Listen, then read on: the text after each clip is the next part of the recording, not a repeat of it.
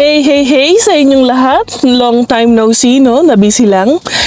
Today is December 10, 15 days na lang till Christmas. Excited na ba kayo? So for today's video, kakain tayo, no? Magte-taste test tayo ng Korean barbecue chicken joy. Hindi ako sure kung meron ito sa Pilipinas, pero dito sa California, nakita ko siya, meron. So tara, tikman natin. Ito siya, no? Yan. Korean barbecue chicken joy. And medyo may masos pa sa labas ng bucket. Mabango siya, guys. Amoy yung Korean chili paste na nasa kulay pula na tab na pag binuksan mo, ganun ang amoy niya, no? Let's see. Teka lang, ha?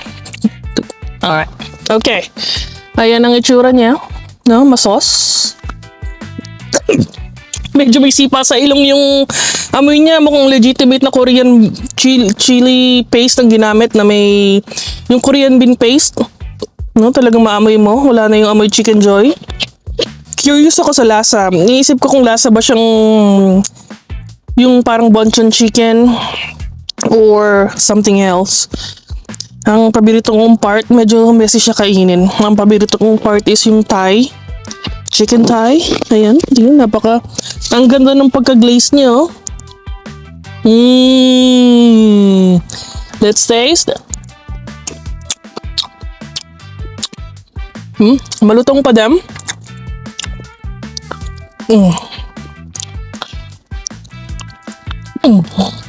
Oh, hot.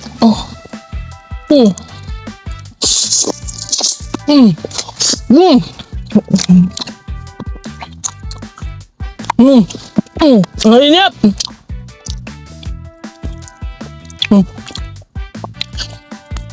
Medyo messy siya kainin.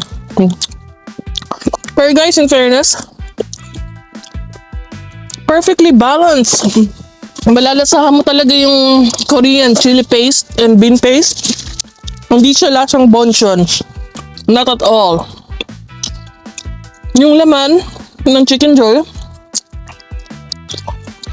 andun pa rin yung chicken joy essence, which is good, no? Juicy pa rin. Ang maganda sa kanya, guys, pagkagat mo, randam mo yung spice, yung init. Pero once na nasubo mo na yung laman, andun yung chicken joy essence. Masarap siya. I don't think babagay dito yung gravy. Palagay ko sa kanin, sold na sold to. Yung spice level niya, mas mababa ng onti sa spicy chicken joy, which is good kasi ako medyo naanghangan ako masyado dun sa chicken joy na spicy. Pero ito balance lang yung asim, yung anghang, yung tamis. Grabe. Yung dulo, ang sarap, yung mga crunch. Pag kumatas yung oil sa bibig mo, nandun yung chicken joy flavor pero lumalaban yung Korean flavor. I think they did a really good job on this. Masarap siya.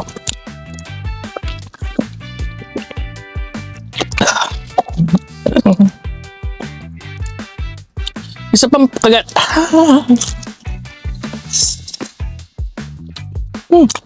Very good, guys. Very good. Mainit. Hindi ko mawak ng tagal. Kung meron ito sa Pilipinas, guys, try nyo. Masarap siya. Bye!